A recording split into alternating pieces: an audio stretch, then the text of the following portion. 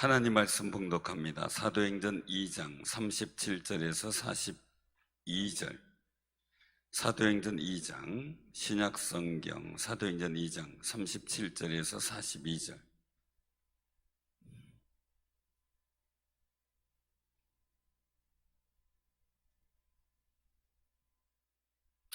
사도행전 2장 37절에서 42절. 190쪽입니다. 교독합니다. 그들이 이 말을 듣고 마음에 찔려 베드로와 다른 사도들에게 물어 이르되 형제들아 우리가 어찌할꼬 하거늘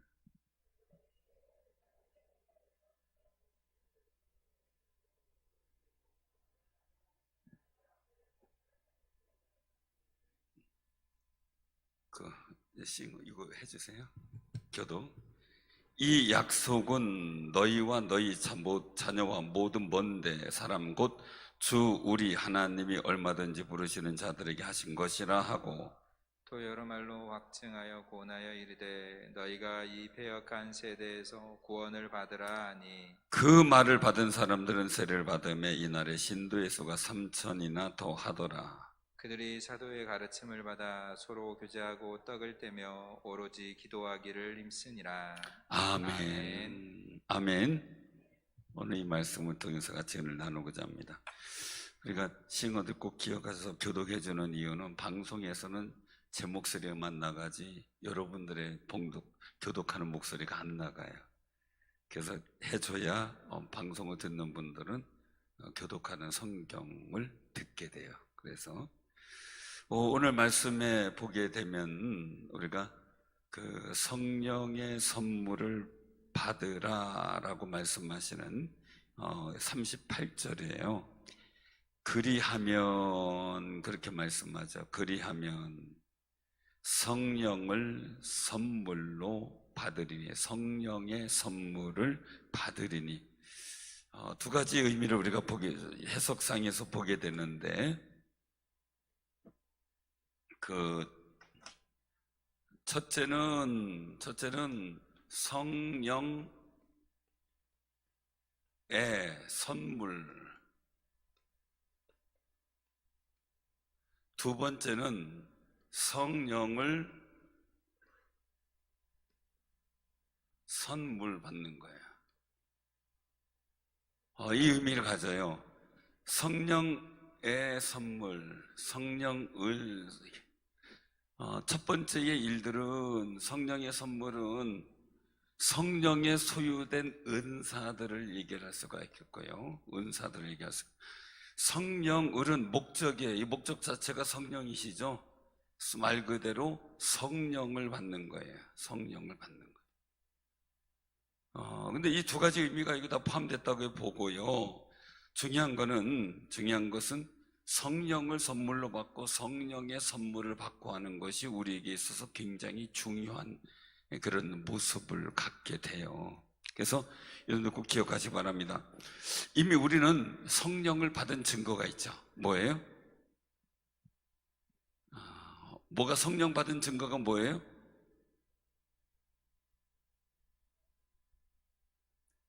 로마서 8장의 증거, 성령 받은 증거. 하나님을 아버지라, 예수를 나의 구주로 고백하는 그 사실 자체가 내 힘으로 아니다. 성령께서 주시는 은혜로 된다라고 말씀하는 거예요. 그러니까 우리가 꼭 기억하셔야 돼요. 내가 예수를 믿는 거, 어떤 분은 우리가 생각을 해야 돼요. 내가 하나님을 선택하고 교회를 선택했다라고 생각을 하기가 쉬워요. 이 선택의 문제를 갖고 얘기를 하거든요. 그 선택의 문제를 어떻게 할 것인가라는 거예요. 선택 문제. 마치 어떤 일을 하고 있을 때 내가 했다라고 하는데 우리가 하나님이 역사하심을 잊어버리면 안 돼요. 또 한 가지, 그 일이 되도록 나를 도와준 사람을 잃어버리면 안 돼요. 그러니까 결국은 누가 한 거예요? 그 신앙에서 주님이 이렇게 하셨다, 나를 도와주셔서 이렇게 했다, 이런 얘기가 되는 거죠. 운전을 잘하시는 분들 많죠. 어떤 분은 참 운전하게 되면 아주 그냥 60km 도로에서는 60km로, 80km 도로에서는 80km로, 110km 도로에서는 110km로 가는 사람들이 있어요. 옆에 여러분들 볼 때는 어때요? 옆에 타고 가면 어때요, 기분이?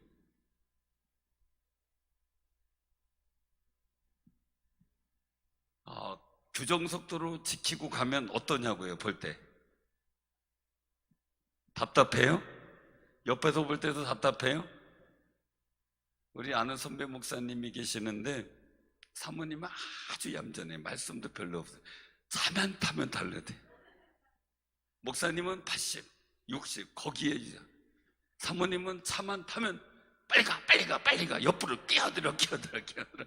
왜 그냥 가는 거야? 아주. 그래가지고 차 운전대만 잡으면 그냥 막 선살같이 가는데 목사님이 겁나서 운전대 안 준대. 그럼 옆에서 이렇게 하고 앞에 자리가 많이 폈잖아요. 그러면 뒤에 답답하잖아요. 그럼 목사님은 그냥 천천히 앞에 차만 따라가는데 왜 추월하라고 막 추월하라고 막 그렇게 바뀐다 그러더라고요. 그래서 운전대만 잡으면 확 달라지는 분들이 많아요. 그 역사예요. 역사라고 제가 왜 그러냐면요, 사람이 달라지는 역사가 생기는 거예요. 그러면 제가 말씀드리는 거예요. 제가 운전을 쭉 하다가 싹 옆으로 끼어들어요. 그 내가 잘한 거예요? 뒤에 사람이 브레이크 안 잡고 훅 오면 어떻게 돼요? 못해요, 절대. 그래서 가끔 가다가 속상할 때가 있어요.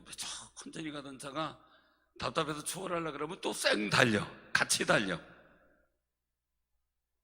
그런 경우 당해보면 어때요, 기분이? 참 진짜 속상할 때가 있어요. 진짜 속상할 때가 있어요. 그러다가 또 차가 앞에 쭉 추월하다가 차가 앞에 있으면 또 천천히 가. 추월도 못하게.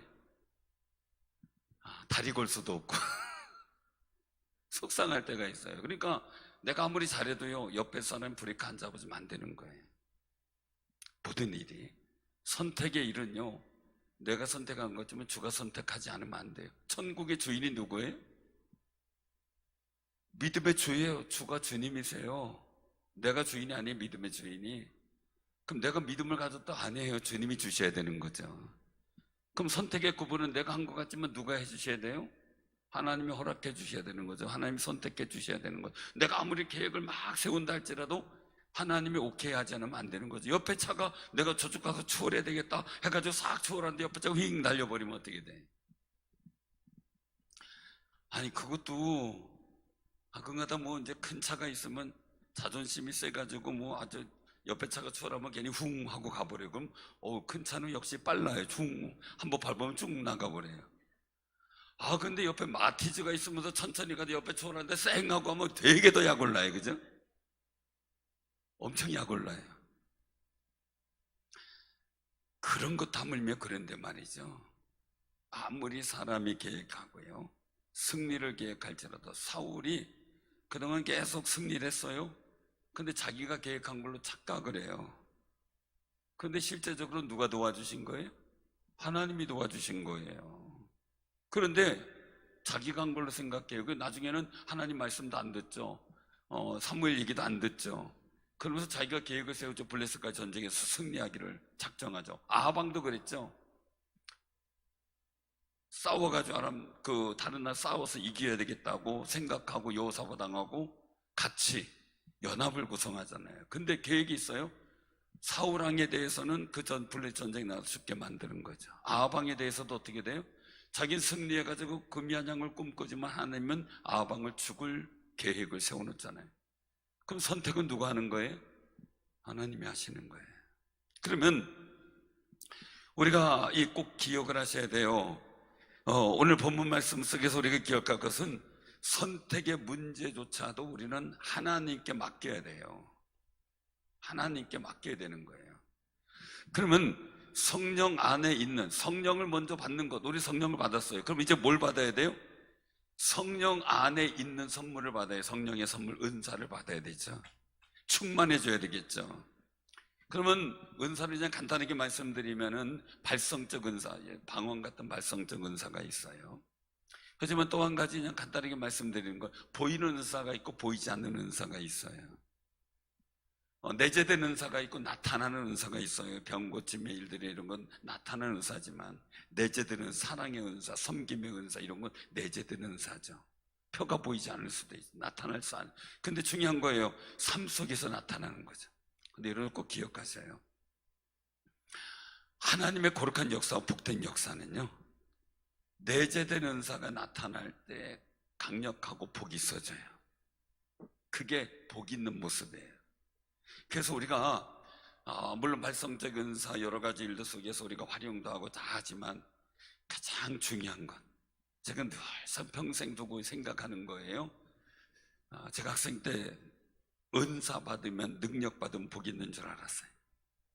근데 성경을 계속 찾아봐도 읽어봐도 능력 있다고 복 있는 건 아니구나라는 걸 느끼게 돼요. 근데 결국 복 있는 건 뭐냐라는 거죠.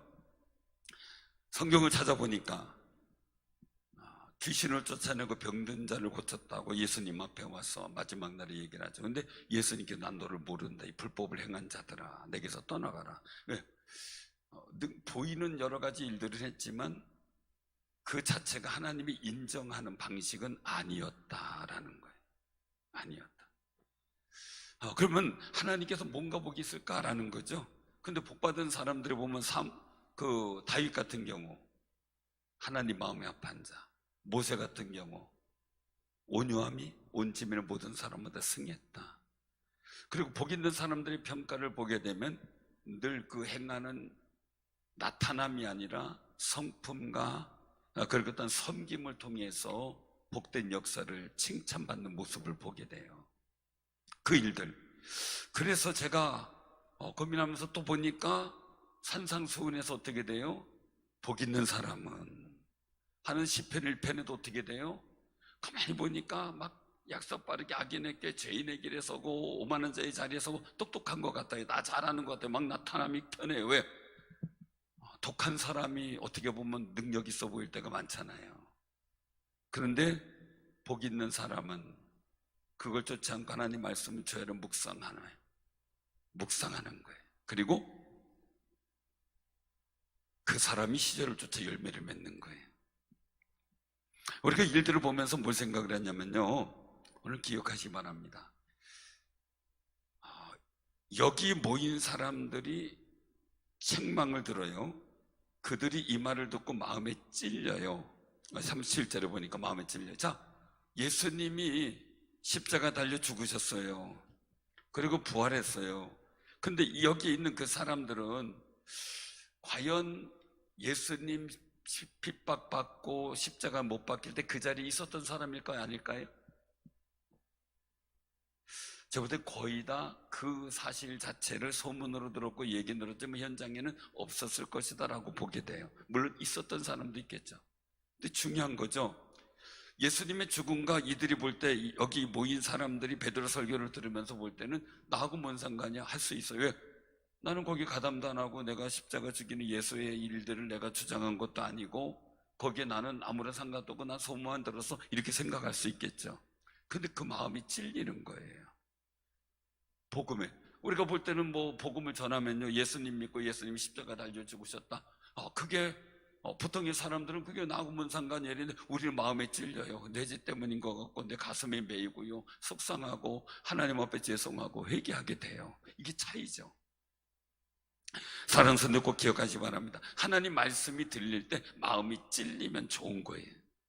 그게 나하고 뭔 상관이요? 이러고 있으면 전혀 성령의 성령을 선물로 받든 성령의 선물을 받든 그와 무관하게 될 수밖에 없는 게 우리의 모습이죠. 그래서 하나님 말씀에 찔린 그 사람들에게 말씀하는 게 있죠. 이게 항상 그거예요. 이 선물을 받는 데 있어서 찔림이 먼저라는 거. 찔림. 마음이 찔림이에요. 찔림이 먼저라는 거예요. 근데 이 찔림의 반응 속에서 두 가지의 반응이 나와요. 찔림, 두 가지 반응이. 첫 번째, 바리새인적 반응이에요. 첫 번째는 이를 갈아요. 마음속에 이 일들에 대해서 거부 반응 내지는 오히려 그 일들 속에 공격성이 준비가 되는 거예요. 공격성이 나와요. 비토하고 비난하게 되고 하게 되죠. 두 번째 찔림은 뭐냐? 어찌할꼬라는 회개의 열매가 나와요. 회개 열매. 그러면 오늘 말씀 속에서 이 일들을 보게 되면요, 너희가 찔렸어요. 마음에 찔렸어요. 그러니까 어떻게 해요? 회개하여 38절에 말씀하죠. 각각 예수 그리스도의 이름으로 세례를 받고 제사함을 받으라 하는 거예요.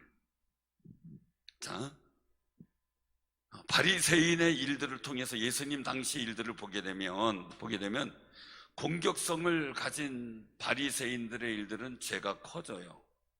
죄가 성장을 해요. 그래서 예수님을 죽이는 데까지 성장을 해요. 이 분노나 공격성이 말이죠. 회개의 열매는 죄가 소멸해요. 죄가 소멸해요. 없어져. 왜? 어찌할꼬 하고 회개하니까 말이죠. 그래서 예수님의 소문을 들은 중풍병자가 네 사람이 메어가지고 예수님께 와요. 사람들은 생각을 할 거예요. 유대인들의 사고, 병자가 왔어요. 이 사람이 이렇게 된 건 누구의 죄냐라는 고민을 하게 돼요. 그래서 늘 말씀드렸죠. 유대인적 사고에서는 나면서부터 건강이 안 좋은 아이는 부모의 죄예요. 낳고 나서 성장하다 생긴 병은 자신의 죄예요. 이게 그들 사고 속에서 있는 죄의 이 건강상의 죄를 판단하는 방법이에요. 그런데 중풍병자는 누구의 죄일까? 살아오면서 풍이 걸린 거 아니에요. 본인의 죄일 거 아니겠어요? 그러면 유대인적 사고에서 넌 죄인이야 라고 얘기를 하고, 자기도 유대인이니까 나도 죄인이다라고 생각하면서 늘 죄의 억압과 누림 속에서 있는 거죠. 그런 중풍병자가 예수님이 계신 집이 너무나 운집이 커가지고 방법이 없으니까 어떻게 돼요? 네 사람이 우에 천장을 듣고 달아내리죠. 이 중풍병자에게 주어지는 예수님 말씀, 너 치유받았으니 일어나 걸어가라, 이게 아니었잖아요. 어떻게? 내 죄사함을 받았느니라. 아멘. 내 죄사함 받았느니라. 거기에서 이 바리새인들이 뭐라고 얘기를 해도 뭔 말이 쉽냐? 내 자리에 걸어 일어나라 이게 쉽겠느냐? 내 재산 받았느냐? 이게 더 쉽겠느냐? 생각해 보세요. 중풍병자가 있어요. 너 자리에서 일어나 걸어가라. 쉬워요, 어려워요? 그래서 중풍병자가 있어요. 내 재산을 받았느니라. 이거는요, 모든 인생의 근본적인 문제를 해결해 주는 부분이에요. 내가 이렇게 된 건 내 죄 때문이라고 생각하고 있는 거예요, 그 사람은. 그런데 주님이 내 죄 사함을 받았느니라, 이 선언 속에서 자기의 죄의 모든 것이 해결된 거예요. 그러니까 어떻게 돼요? 병도 문제가 안 되는 거죠. 그리고 자연스럽게 병도 치유되는 역사가 나타나요. 우리가 인생의 문제 속에서 나의 문제가 해결되기 시작할 때는 마음에 찔림이 생겨요. 이 찔림이 어떻게 돼요? 어찌할꼬로 나가요. 어찌할꼬. 내가 어찌하면 좋을까? 하나님 앞에 어떻게 제 용서를 받을까? 이 문제가 생겨요. 어찌할꼬라는 문제예요. 그러면 이 일들은 회개로 연결이 되고요. 그 일들 속에 죄의 소멸이 이루어지면서 뭐가 되는 겁니까? 해결이라는 게 이제 열매가 생기는 거죠. 열매. 해결의 열매가 생기는 거예요. 여기는 열매가 있을 수가 없죠. 오히려 더 죄의 문제가 커질 수밖에 없는 거예요. 그러니까요, 성령의 임재는요, 성령의 임재는 그냥 임하는 게 아니라 내 죄사함의 거룩한 은혜의 상징이에요. 어찌할꼬 와서 회개한 사람, 죄의 문제가 해결한 사람에게 임하는 게 성령의 충만한 역사예요. 그러니까요, 우리는 가만히 보면 그 중풍병자 일들 속에서 보면 우리 스스로도 죄의 짐을 갖고 있어요. 내 죄 때문인 것 같다, 이것 때문인 것 같다, 저것 때문인 것 같다. 근데 말씀이 콱 내 마음에 찔리면요, 누군가 뭔가 얘기를 할 때, 충고할 때도 마찬가지예요. 덕망이 사람이 누군가에게 좋은 이야기를 해줄 때요, 그때 그래 내가 그럼 어찌하면 좋을까 이런 고민이 생기는 사람이 있고, 네가 뭔데 나한테 이래 공격성이 생기는 경우가 있어요. 근데 우리의 일들 속에서 잠언에서 듣는 자의 복은 뭐냐? 듣는 자의 복, 공격성이 없어지는 거예요. 어찌할 거라고 고민하며 그 속에서 지혜를 구하는 거예요. 근데 공격성을 지니면 어느 누구도 얘기하기가 어려워요. 주변의 사람들이 권고하고 얘기해 줄 수가 없어요. 왜? 그 공격성 때문에. 그 예수님께서 바리새인들이 집중적으로 공격하는 거 공격성 때문에 측은히 여기지만 얘기해 줄 필요가 없어요. 왜? 그 공격성은 회개의 열매를 맺을 수가 없기 때문이죠. 그래서 우리가 중요한 거는요, 사람과의 관계도 그럴 텐데 잠언에서 늘상 하는 게 뭡니까? 듣는 자가 복이 있다 그러잖아요. 들을 게 있는, 주님도 말씀하신 거 들을 게 있는 자는 들을지어다. 그 들을 게 있는 사람은 마음속에 어찌할꼬 하면서 회개의 열매를 맺어가는 사람이 들을 기가 있는 거고요, 이게 공격성을 가진 것은 들을 기가 아니라는 거죠. 안 듣는 거죠. 그래서 이 예수님께도 늘상 바리새인들은 공격성 가지니까 늘 도를 들으려고요, 이 들을 게 있는 자는요, 어찌할꼬 회개하는 사람 와서 고침도 받고 복음의 능력과 역사를 경험하게 돼요. 근데 우리 신앙도 마찬가지죠. 우리 신앙도 정말 복음을 들을 때, 말씀을 들을 때 들을 게 있는 귀를 가진 귀한 삶이 되시길 바랍니다. 그럴 때 어찌할꼬 찔려요. 찔리고 회개의 일들 속에 내 죄의 소멸이 될 때에 감격과 기쁨이 넘치게 되고요, 거기에 따른 하나님께서 주신 복 있는 열매가 나타나는 거예요. 그래서 오늘 베드로는 그것을 말씀하는 거죠. 그리하면 이거예요. 그리하면 어떻게?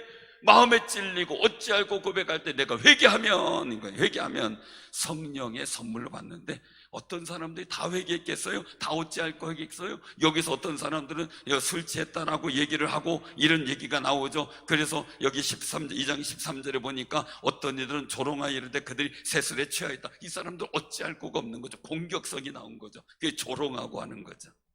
교회 일에 대해서도 마찬가지예요. 어떤 일에 대해서 목표가 서게 되면 어찌할까, 내가 어떻게 하면 이 일에 동참하고 복 있는 역사 만들까, 내가 어떻게 하면 도울까, 내가 어떻게 협력할까 라는 고민이 생기는 어찌할꼬가 있는 마음의 찔림이 있지만, 이 일이 공격성에 대해서 왜 저렇게, 어떻게, 왜 저렇게, 내 생각은 안 맞아 이렇게 하면서 자꾸 공격성이 생기면 나는 어찌할꼬 하고 거리가 멀어지는 거예요. 사랑하는 성도님들, 도무지 이해가 되지 않는 상황들이 벌어질 때 있죠. 베드로를 예수님 만났어요. 그들이 밤이 새도록 그물을 내렸지만 고기를 못 잡아요. 여기 일 중에서요, 제일 힘든, 가정주부가 제일 싫어하는 일이 뭐예요? 가정주부가 제일 싫어하는 일. 자, 우리 물어볼게요. 봉사자들이, 우리 주방 봉사하고 나서 봉사자들이 제일 힘들어하는 부분이 뭘까요? 설거지죠. 근데 오늘 우리 누군지 모르겠어요. 누군지 몰라도 멋진 남자가 설거지를 해주더라고요. 누구예요? 예? 어느 장로님 했어요? 저기 장로님이 있어요? 코로나 후유증 중에 사람 이름이 생각이 안 나네 갑자기. 코로나 후유증 중에 누가 한 분이 했어요? 몇 분이 했어요? 아, 그래요? 모르겠어요. 그러니까 윤 장로님이라고 들었는데 윤교련 장로님인데 박수 한번 쳐주세요. 아이, 봉사하시는 분들이 너무 좋죠. 설거지 해주니까. 그렇죠? 근데 배를 다 그물 걷어서요, 배에다가 다 그물을 싣고요, 와가지고 이제 그물 뒷정리하기가 이거 얼마나 힘들고 짜증나는지. 고기 많이 잡혔으면 시인이 나요, 응얼거리고. 근데 고기가 하나도 안 잡혔어. 짜증이 나는 거예요. 그런데 이 다 와가지고 걷어서 이제 그거 정리하고 설거지하는 거예요. 말 그대로 설거지하는데 누가 와가지고요, 봉사하다가 설거지 다 해가지고 이제 막 끝마무리 짓고 있는데 와가지고 나 밥 안 먹었어요. 그러면 좋아요, 싫어요? 밥 차려 오라면 그럼 뭐라 그럴 것 같아요? 차려준대. 여기 김예석 권사님 앞으로 뭐 하게 되면 김예석 권사님한테 부탁해요. 차려주겠대요. 이제 와가지고 또 귀찮게 한다고 안 그러겠어요, 그죠? 속상한 거예요. 사람은 자기 관점으로 생각해요. 엄마가 그냥 막 친구들하고 어울리고 막 소고기, 갈비 막 먹고 막 든든하게 왔대요. 애들 둘이 집에서 놀고 있는 거예요. 그러니까 한 7시쯤 왔는데 이 들어오면서 얘기를 하더래요. 야, 배불르지? 그냥 간단하게 먹고 말자. 그래서 누구 관점이에요? 자기 관점. 나는 점심 때 잔뜩 먹고 배부르거든요. 친구들하고 놀고. 그 애들은 쫄쫄 굶어서 하루 종일 놀고 있어요. 그런데 와가지고 야, 너희들도 배부르지? 그냥 우리 간단하게 컵라면 끓여 먹고 말자. 이렇게. 자기 관점에 힘들어요. 근데 베드로가요, 그 그물을 깁니다. 예수님께서 말씀하는 거죠. 깊은 데로 가서 그물을 내요. 그 근처도 아니에요. 깊은 데로 또 가려면 한참 가야 되잖아요. 또 그물 정리하던 거 다 끌고 또 가야 되잖아요. 쉽겠어요? 공격성이 생기면 네가 뭔데? 이렇게 할 거예요. 전문가도 아니 나는 여기서 지금 잔뼈가 굵은 사람인데 그런 거 아니겠어요? 당신이 뭘 알아? 예수님의 소문은 들었겠지만 또 목수라고 하는 것도 들었겠죠, 그죠? 목수의 감. 그러면 당신이 여기 뭘 하냐? 내가 지금 밤새도록 여기서 다 했다. 안 해본 거 없다. 근데 내가 했는데 지금 내가 또 가서 이 피곤해 죽겠는데 이거 정리하고 집에다가 빨리 자야 되는데 그래 내일 일이 진행되는 이거 또 가서 그물 내리라는 게 말이 되냐? 공격성이 발휘될 수도 있어요. 그런데 베드로는 아니었어요. 내가 밤이 새도록 그물을 내렸지만 거둔 것이 없습니다. 잡은 것이 없지만 내가 그 말씀에 순종하여 그물을 내리겠나이다. 공격성이 아닌 어찌할 거예요. 마음에 찔리고 어찌할 거예요. 고기 못 잡은 거 사실이잖아요. 근데 잡았느냐? 못 잡았습니다. 사람이요, 일을 했는데요, 잘 안 됐을 때요, 잘 안 됐어 됐어 이렇게 물으면 굉장히 짜증부터 나요, 그죠? 승질부터 나죠. 왜 물어? 그러니까 자꾸 막 교인들 옆에서 일할 때요, 잔소리 하지 마세요. 그러면 좋을 때는 막 웃으며 얘기하는데 막 힘들고 짜증날 때는 말 한마디 하기가 귀찮아요, 그죠? 자꾸 말하지 마! 그렇잖아요. 베드로가 공격성이 되면은 그러지 않아도 막 고기를, 지금 자기가 전문가 아니에요. 그 고기를 많이 잡아와가지고 큰 소리 빵빵 칠 텐데 고기를 못 잡았으니 큰 소리도 못 치는데 와가지고 고기 못 잡았지? 그래나 봐요. 부하부터 날 거예요.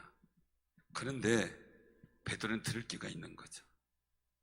주의 말씀에 순종하여 그물을 내리겠나이다 고백을 해요. 근데 거기서 정말 그물이 찢어지도록 잡아요. 사랑하는 성도님들, 우리가요, 이 어찌할꼬라고 하는 것은요, 내 마음에 들을 길을 여는 마음이에요. 그때 하나님의 성령의 역사를 주시는 거죠. 그래서 여기서 말씀하는 거죠. 39절 같이 한번 봉독합니다. 시작. 이 약속은 너희와 너희 자녀와 모든 먼데 사람 곧 주 우리 하나님이 얼마든지 부르시는 자들에게 하신 것이라. 아멘. 아멘. 그래서 여러 말로 확증하고 권해요. 그래서 이 패역한 세대에서 구원을 받으라 라고 하는데 그 41절 보세요. 다시 한번 시작. 그 말을 받은 사람들은 세례를 받음에 이날의 신도에서가 3천이나 더하더라. 아멘. 그 말을 받은 사람들 뭐예요? 어찌할꼬 하고 들은 사람이에요. 회개의 열매가 있는 사람, 그 사람들은 구원의 역사가 나타났어요. 성령을 선물로 받았어요. 사랑하는 분들, 세상에서요, 우리가 넉넉한 마음, 정말 하나님 앞에 관용이 있는 마음 살아가는 것은 내 마음에 공격성 없이 하나님 앞에 서는 거예요. 주의 말씀 들을 때 내 마음의 공격성을 내려놓고 그 말씀을 어찌할꼬라고 듣는 거예요. 근데 어찌할꼬라고 듣는 자에겐 하나님의 열매의 역사가 나타나요. 열매의 역사. 세상에 문둥병자도 있고 맹인도 그렇고요, 막 나사렛 예수여, 다윗의 자손 예수여, 나를 불쌍히 여기서 막 소리 질러요. 그러면 여러분들 예수님 옆에 있다가 막 소리 지르며 오는 사람일 때 무시할 수 있는 사람이 소경, 그리고 외면할 수 있고 꺼리고 쫓아내야 될 사람이 문둥병자예요. 그럼 여러분들 같으면 여러분들이 무리 중에 있어서 그 사람들이 막 소리치며 오면은 뭐라 그러겠어요? 조용히 해! 그냥 그 말 하겠어요? 온갖 말할 거예요. 병자 신자를 병하고 같이 신을 같이 얘기를 한다든지, 그죠? 뭐 별 얘기도 안 해요. 제가 부처 얘기하면 이상하잖아요. 그러니까 병도 얘기하고 신도 얘기하고 뭐 얘기도 하고 뭐 온갖 얘기를 다 할 거예요. 조용히 해라고 막 해가지고 뭐 무시하는 말을 온갖 말을 다 할 거예요. 근데 거기에 그들은 반응하질 않아요. 공격성이 있으면 자기의 약점이에요. 맹인의 약점. 오늘날로 얘기하면 장애죠. 더 좋은 얘기도 많이 있죠. 근데 그날 그 당시에 말로 그 좋은 말로 나갔겠어요? 문둥병자예요. 문둥병자 우리 옛날에 얼마나 많이 그것 때문에 정말 막 무서워하기도 하고 쫓아내기도 하고 막 그랬어요. 돌 던지고 말이에요. 그런 과정 속에서 쫓아올 때 그들의 마음에 공격성이 생긴다면 예수님 앞에 못 갔을 거예요. 근데 그걸 다 차제로 하고 주님의 말씀을 듣는 거예요. 온갖 세상에 온갖 여러 가지 얘기가 많이 있어요. 신앙생활 하다 보면 이러고 저러고 온갖 얘기가 많이 있어요. 목회자에 대해서 온갖 얘기가 다 있어요. 부교자에서 온갖 얘기 다 할 수 있고 성도들에게 온갖 얘기가 다 될 수 있어요. 근데 중요한 건 우리가 어디에 집중하느냐라는 거예요. 그 역사를 본 사람들은 어찌할까 하고 고민하며 주님께 나왔는데 주님의 말씀에 집중해요. 내가 일할 줄 믿느냐? 아멘 믿나이다. 고백해요. 다른 데 반응하질 않아요. 오직 주의 말씀에, 오늘 말씀에 있는 것처럼 그 말을 받아요. 그 말을 받고 그리고 하나님의 역사를 만들어 가요. 사랑하는 성도님들, 우리가 어찌할 거라는 고민의 마음속에 기도하다 보면요, 내 마음에 그 말을 받은 사람들, 이 마음에, 내 마음에 그 사람들에게 포함이 되는 역사가 나타나요. 우리가 어찌할 거라는 고민 속에 그 말을 받은 사람들이라는 그 자리에 포함돼서요, 오늘 42절에 보면 그들이 사도의 가르침마다 서로 교제하고 떡을 떼며 오로지 기도하기를 힘쓰니라. 오로지 기도하기 힘쓰는 전념하는 거예요. 이 당시 오로지 기도하기 힘쓸 수가 없는 여건에 우리도 마찬가지죠. 모일 때 뭐 여러 가지 비난도 있고, 막 서울 같은 경우 아파트 단지에서 막 교회에서 예배 드린다 그러면 주민들이 바리케이트 치고 막 데모했던 그런 지역도 있었어요. 우리가 모여서 기도하면은 막 안 믿는 사람들이나 주변의 사람들이 얘기했죠. 저도 말씀드렸잖아요. 우리 교회 계속 코로나 시대 예배 드린다니까 안 믿는 사람들이 저한테 항의하는 게 아니라 믿는 사람들 주변에 다른 교회 장로님이나 다른 분들이 저한테 항의 전하는 경우가 있었어요. 기가 막힌 거죠. 그래도 우리는 오로지 어디에 집중해요? 하나님께서 뭐가 기뻐하시고 즐거워하시고 하나님께서 어떤 것이 복 있다고 하실까? 여기에 집중하는 거예요. 사람들의 소리가 아니라 주님이 복 주실 생각이, 우리 성도들이 복 있다면, 우리 교회를 통해 우리 성도들에게 복된 역사가 이루어진다면, 그러니까 기도 제목도 많이 이루어지고 응답됐잖아요. 그 은혜가 있다면 하는 거죠. 거기 소리에 집중하는 거죠. 여러분들, 우리도 수많은 소리 들려요. 그러나 우리 어디에 집중할 것인가 고민해야 돼요. 내가 정말 어찌했고 라는 마음의 찔림의 일들의 말씀 속에 우리가 집중하고, 그날 그 말을 받은 사람들 속에 우리가 포함되어야 되고, 그 속에서 정말 구원의 놀라운 역사, 성령을 선물로 받는 놀라운 은혜를 경험하는 승리자들 다 되기를 주님의 이름으로 축원합니다. 아멘.